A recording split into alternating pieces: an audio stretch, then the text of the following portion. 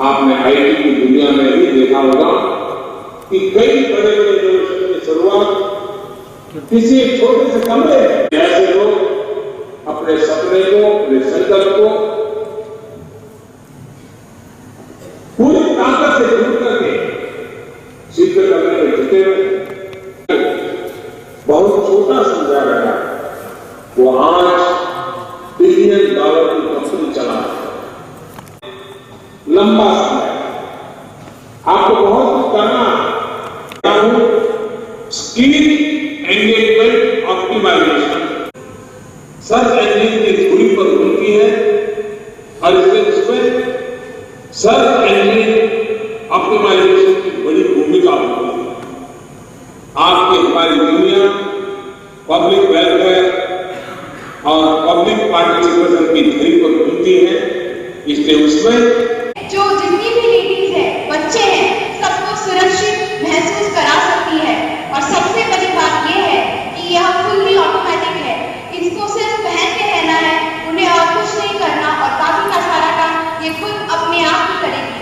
चाहे उनकी तबीयत खराब हो जाए, चाहे कोई उनके साथ कोई बदतमीजी करे, चाहे वे रात को लौटते वक्त कोई उनका पीछा करे।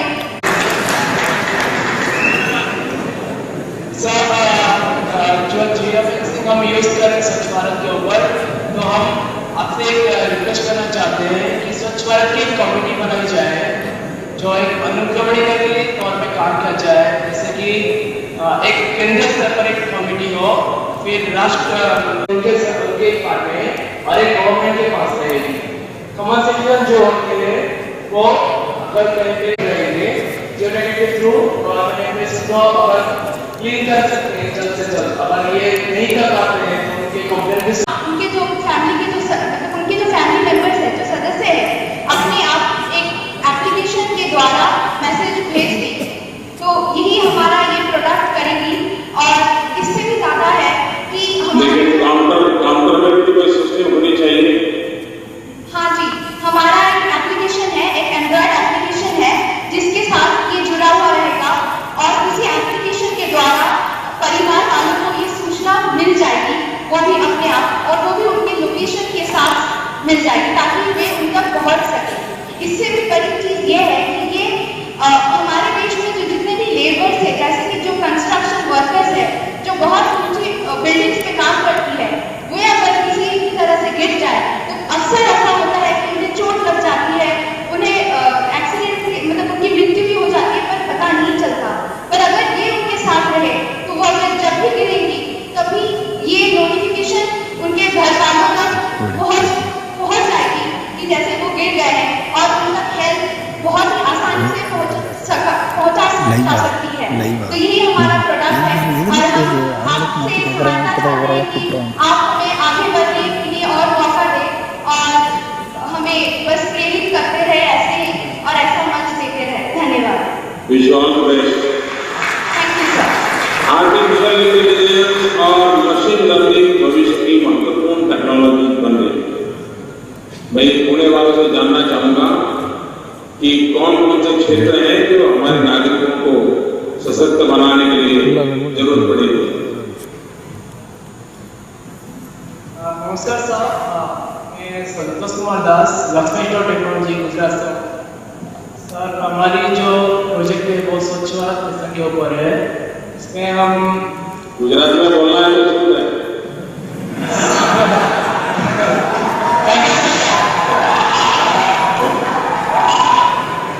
સર અમારા જે પ્રોજેક્ટ છે સ્વચ્છ ભારતના ઉપર છે, તો આમાં આપણે જીઓફેન્સિંગનો ઉપયોગ કરેલો છે। એનાથી જે આપણો એરિયા છે એમાં 2 સાઇટ હોય છે। તો સર मैं बोलने वाला आपके सामने आपको युवकों में ऐसी विधा होगी, 1 4 5 10 चीज अपने आप एक साथ कर लेते हैं। मैं इसे बुरा नहीं, और मल्टीटास्किंग के लिए अपने आप को तैयार करना चाहिए। हर किसी ने कोशिश और जो करता है उसको प्रोत्साहन देना चाहिए। कुछ लोगों को नौजवानों के एम्बिशन से भी प्रॉब्लम हो जाता है। वो कहता है अच्छा नौजवान देश आगे बढ़ना चाहता है। दोस्तों, मैं आगे बढ़ने के पक्ष में, लेकिन कुछ लोग कम समय में धन इकट्ठा करने के लिए आगे बढ़ते हैं, वो शायद जीवन में सफल होते हैं। कुछ कर दिखाने के लिए जो आगे दौड़ते हैं, तेजी से दौड़ते हैं, समय से पहले कर लेते हैं, वो खुद को भी कुछ देते हैं, दुनिया को भी कुछ देते हैं। और यही तो न्यू इंडिया की जब मैं बात करता हूं तो इसी स्पिरिट को लेकर के करता हूं। मेरे भारत का युवा तपस्याओं के समाधान जल्दी खोजना चाहता, वो नतीजे जल्दी चाहता, और मैं इसका अच्छा हूं।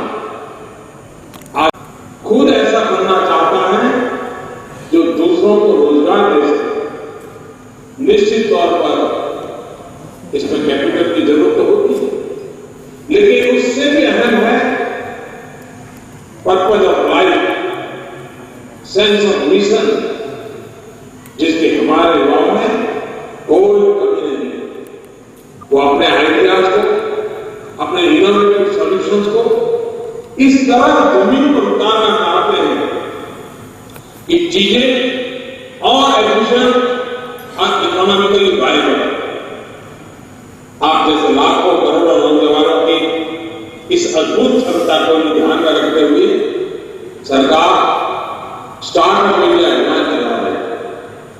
मुद्रा योजना के तहत आप जैसे करोड़ों युवाओं को बैंक गारंटी के चिंता से मुक्त करते हुए करोड़ों रुपयों का कर्ज दिया जा रहा है। दोस्तों, सपने देखने की क्षमता हर किसी में होती है। आप इतने लोग यहाँ बैठे हैं, हर दिन कोई नया सपना देखने वाले लोग होंगे। सपने देखने की क्षमता हर किसी में होती है। सपनों को संकल्प में बदलने की क्षमता होनी चाहिए, और संकल्प को सिद्ध करने के लिए सारी क्षमताओं को झोंक देना चाहिए। कुछ लोग ऐसे भी होते हैं जिनके सपने संकल्प धारण नहीं होते। दोस्तों, आप आज की तेजी से बदलती दुनिया में नॉलेज और स्किल के बीच का फर्क भी समझ रहा है। दोनों में बहुत बड़ा फर्क है। नॉलेज है किसी कंसेप्ट को समझना, बेसिक चीजों को समझना, जैसे ये जानना कि इलेक्ट्रिक सर्किट कैसे काम करता है। लेकिन स्किल है इस कंसेप्ट को अप्लाई कैसे करना। बहुत से लोग होंगे जिन्होंने इलेक्ट्रॉनिक्स या इलेक्ट्रिकल इंजीनियरिंग पढ़ी होगी, लेकिन घर में अगर फ्यूज उड़ जाए तो उसे ठीक करने के लिए बाहर से किसी को बुलाता है। नॉलेज को शार्पन करना, उसे अप्लाई करना ही स्किल है। इसलिए आज कितनी तेजी से जानकारी बढ़ रही है, उतनी ही तेजी आज दुनिया ऐसे लोगों को चाहती है जो नॉलेज को अप्लाई करना जानते हैं, जो अपनी स्किल के जरिए लोगों से, क्लाइंट से एंगेज हो सके। जब आप लोग स्किल एंगेजमेंट ऑप्टिमाइजेशन पर ध्यान शुरू कर देंगे, देश का डेमोग्राफिक डिविडेंड भी डेवलपमेंट डिविडेंड में बदलेगा। न्यू इंडिया के लिए रास्ता और मजबूत बनेगा। दोस्तों, आपका जो टास्क दिया गया है, अगले कुछ घंटों में आप उसका कोई सॉल्यूशन सजाने जा रहे हैं, लेकिन हमें सिर्फ इतने पर भी नहीं लिखना है। इस कार्यक्रम में केंद्र सरकार के 29 मिनिस्ट्रीज हिस्सा ले रहे हैं, और उन सभी को जिम्मेदारी है निकलेगी उसे आखिरी स्टेज तक, लॉजिकल एंड तक पहुंचाया जाए। कुछ सुधार की गुंजाइश हो तो उसमें सुधार करके उसे सिस्टम में उतारा जाए। आज के प्रयास में आप सफल हो, कुछ नया सॉल्यूशन दें, इसके लिए सभी को मेरी बहुत बहुत शुभकामनाएं हैं।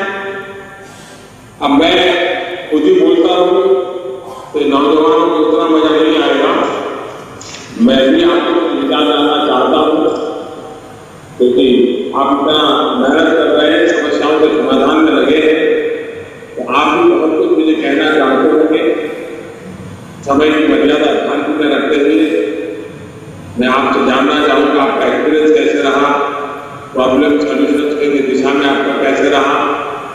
मैं सबसे पहले हमारे प्रकाश जावड़ेकर जी जहां बैठे हैं उस पुणे के विद्यार्थियों से आग्रह करूंगा कि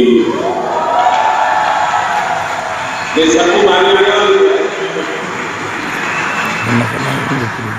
आप किन समस्याओं पर क्या काम कर रहे हैं? हेलो, नमस्ते मोदी जी, धन्यवाद। पहली बात तो हमें इतना बड़ा मंच देने के लिए मैं आपकी बहुत आभारी हूँ और मैं सबके तरफ से भी यही कहना चाहती हूँ। अपना नाम बताइए ना। हाँ, मेरा नाम प्रकृति हलदर है। मैं dream institute of technology Kolkata से हूँ। आप जो ये मेरे हाथ में देख रहे हैं ये एक रक्षा कवच है जो कि हमारे भारत को और आगे बढ़ा सकता है और हमारे घर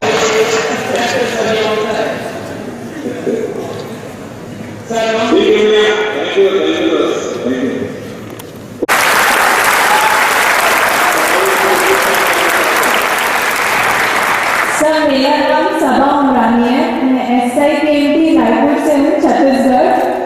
सर, मेरा आइडिया है कि एनर्जी क्राइसिस का भी प्रॉब्लम है, तो फिर हमने ये सोचा है कि जो गाड़ियाँ चलती हैं उसके वेट और उसके स्ट्रेस से जो प्रेशर जनरेट होगा उसको हम इलेक्ट्रिकल एनर्जी में कन्वर्ट करेंगे और हमारा ये हम इसमें इंटरनेट ऑफ थिंग्स का यूज़ करेंगे। और आप लोग मुझे ई-वेस्ट के संबंध में कुछ कह सकते हैं? जैसे एक दिन में कितना इलेक्ट्रिसिटी प्रोड्यूस होगा वो हम डेटाबेस में सेंड करेंगे डेटा, तो जैसे जितनी गाड़ियाँ जा रही हैं उसके हिसाब से कितनी इलेक्ट्रिसिटी 55 टीम्स है sir. Nagpur. Thank you sir. I am Atul Modi from Department of IT, JECRC, Jaipur. पूरा नाम बताओ। सर, अतुल मोदी। हाँ, बताइए। प्रॉब्लम है वो एक एम्बुलेंस की है कि नेशनल हाईवे में एम्बुलेंस की फैसिलिटी कैसे प्रोवाइड कर सकते हैं? जैसे आजादी के पहले हर हिंदुस्तानी के मन में आजादी गूंजती रहती थी। हर पल लगता था आजादी से कुछ करना चाहिए। कोई कर पाता था, कोई नहीं कर पाता, लेकिन हर कोई चाहता था कुछ होना चाहिए। अब हमारे दिल में दिमाग में न्यू इंडिया का सपना, भारत कैसा हो, विश्व के अंदर हमारा स्थान क्या हो, उस रूप का बनाने का हम सबका मूड होना चाहिए। मैं फिर एक बार आप लोगों से मिलने का मुझे अवसर मिला।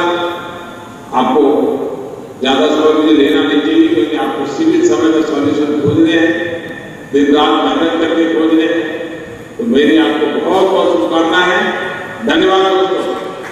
Good night.